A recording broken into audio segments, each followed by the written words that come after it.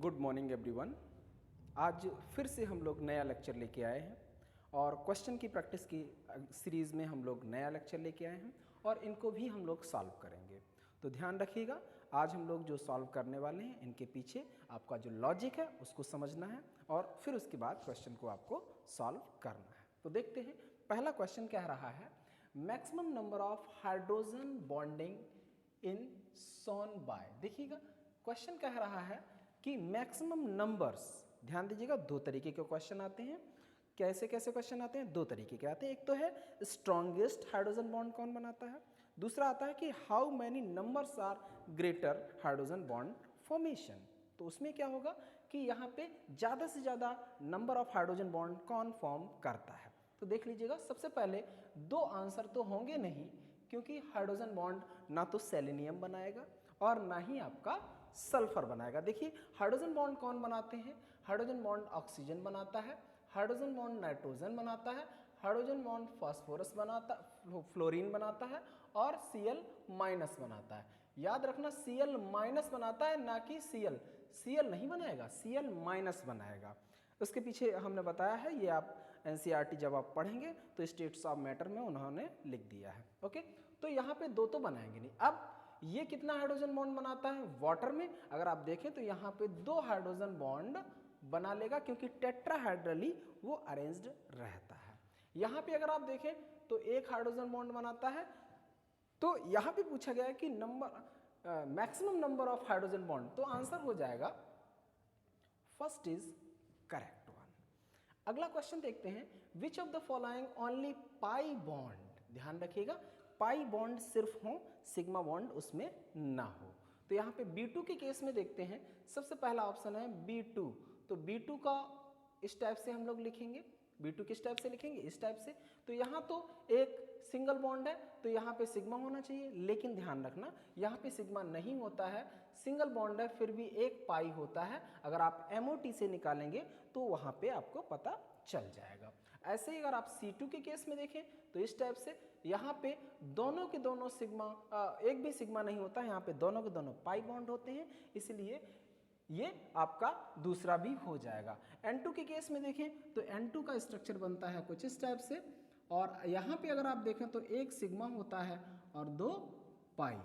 ठीक है, ये MOT से आता है, मॉलिक्यूलर ऑर्बिटल थियरी। हो सकता है इसमें कंफ्यूजन हो, हम आपको बता देंगे, वहाँ से आंसर आ जाएगा। ठीक है, तो इसको अगर हम देखें तो B2 के लिए अगर हम देखें तो होता है 10 इलेक्ट्रॉन, और 10 इलेक्ट्रॉन का अगर हम देखें sigma 1s2, sigma asterisk 1s2, sigma 2s2 और सिग्मा एस्ट्रिक 2s2, और लास्ट में आएगा पाई 2px1 2py1।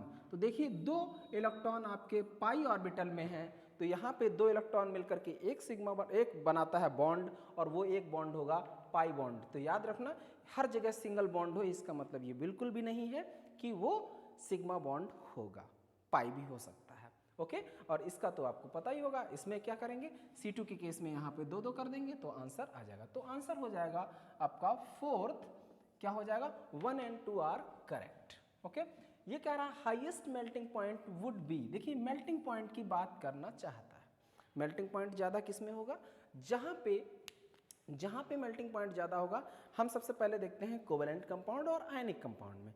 आयनिक बॉन्ड ज़्यादा मजबूत होते हैं, स्ट्रांग होते हैं as compare as covalent bond. तो देखिए, यहाँ पे कोवेलेंट कंपाउंड है, ये भी कोवेलेंट कंपाउंड है, ये भी कोवेलेंट कंपाउंड है। आपका NaCl आयनिक है और इसका मेल्टिंग पॉइंट सबसे ज़्यादा होता है। आगे देखते हैं, among the following which one is having tetrahedral geometry. ध्यान दीजिएगा प्लीज, टेट्राहेड्रल उसी का होगा जहाँ पे sp3 हाइब्रिडाइजेशन होगा।